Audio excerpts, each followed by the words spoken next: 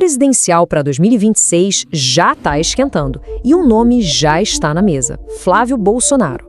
A pré-candidatura dele levanta uma questão central. Ele é o herdeiro natural de um movimento político ou uma figura já marcada por uma série de controvérsias? Nessa nossa análise, a gente vai separar os fatos das narrativas por trás desse nome. Então, a grande dúvida que fica é essa: estamos falando do sucessor natural do capital político do pai ou de um candidato cuja carreira é praticamente sinônimo de polêmicas e investigações? Para entender esse quebra-cabeça, é fundamental separar o que é fato, o que aconteceu na justiça, do que é narrativa política. Bom, e o Flávio Bolsonaro não perdeu tempo, viu? Ele já se colocou no tabuleiro de 2026. Ele se apresenta como a continuidade, a sequência natural do movimento político que o pai, Jair Bolsonaro, começou. Só que essa pré-candidatura, claro, não surge do nada. Desde o comecinho, ela já nasce ligada a um longo histórico de investigações que acabaram moldando e muito a imagem pública do senador. E quando a gente fala em investigações, a mais famosa delas, sem dúvida nenhuma, é o caso das rachadinhas. Vamos dar uma olhada em como isso se desenrolou, focando no que foi a acusação e no que, na prática, foi o resultado nos tribunais. Antes de mergulhar no caso, é importante a gente entender o termo principal da acusação: peculato.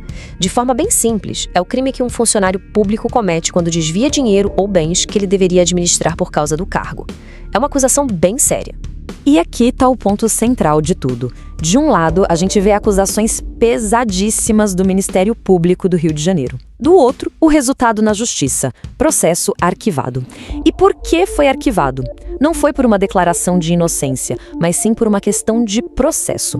O SPJ e o STF anularam as provas por entenderem que elas foram conseguidas de forma ilegal. O resultado prático, então, é que, perante a lei, Flávio Bolsonaro não tem condenação criminal nesse caso. E é aqui que a política entra em campo.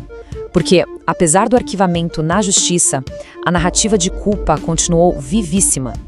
O apelido Flávio Rachadinha pegou e foi muito usado por opositores que passaram a tratar as suspeitas como se fosse um crime já comprovado. É o exemplo perfeito de como o veredito político e o veredito jurídico podem seguir caminhos totalmente diferentes. Agora vamos para outra controvérsia que também deu muito o que falar: o patrimônio do senador. Mais especificamente, a compra de uma mansão em Brasília que fez muita gente levantar a sobrancelha. O valor do imóvel salta aos olhos: 6 milhões de reais.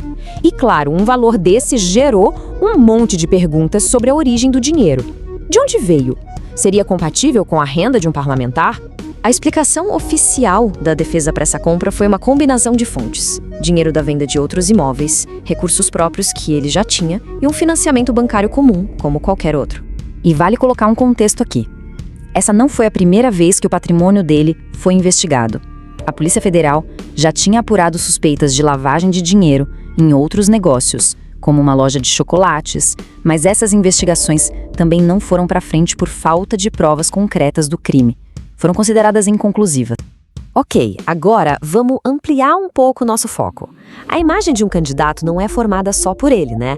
As pessoas ao redor dele contam, e muito. E no caso de Flávio Bolsonaro, as polêmicas de aliados bem próximos também acabam respingando na imagem dele. Aqui a gente vê bem duas questões em que o nome dele aparece, mas de forma indireta. No caso das milícias, são alegações políticas bem antigas, mas nunca houve uma prova direta ou condenação contra ele. Já nos atos de 8 de janeiro, quem é indiciado é o pai, Jair Bolsonaro, mas o Flávio é muitas vezes citado nos debates como parte do núcleo político que articulava o governo na época. Para entender essa rede de conexões, não tem como ignorar Fabrício Queiroz. Ele é uma figura absolutamente central em todo o caso das rachadinhas. Queiroz era o ex-assessor do Flávio e foi apontado pelo Ministério Público como operador financeiro de todo o suposto esquema de desvio de salários. A prisão preventiva dele em 2020 foi, com certeza, um dos pontos mais críticos de toda essa investigação. E a prisão do Queiroz nos leva direto para outra figura importante nesse círculo, Frederic Wassef, que era o advogado da família Bolsonaro. A conexão é bem clara. Foi numa propriedade do Wassef que o Queiroz foi encontrado e preso. E para completar, o próprio advogado foi indiciado em outro caso de enorme repercussão, o da venda ilegal das joias da presidência, o que mostra como as controvérsias acabam se cruzando.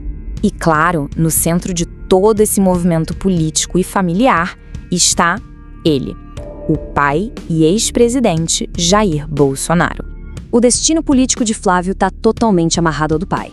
Com Jair Bolsonaro inelegível até 2030 e indiciado em vários inquéritos, Flávio surge como o nome natural para tentar levar adiante o legado político do bolsonarismo nas próximas eleições.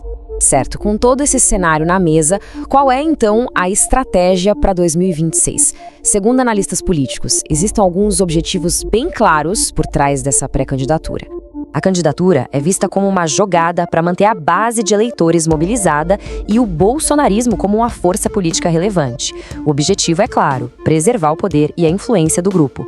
E, para alguns analistas, é também usar essa candidatura como uma moeda de troca em negociações futuras que poderiam, quem sabe, incluir uma anistia para o pai. E tudo isso nos deixa com uma reflexão final. No fim das contas, na hora de votar, o que vai pesar mais? A falta de uma condenação criminal definitiva nos tribunais ou o volume gigantesco de suspeitas e de narrativas políticas que cercam o candidato? A resposta para essa pergunta pode definir não só o futuro de Flávio Bolsonaro, mas de todo um lado do espectro político aqui no Brasil.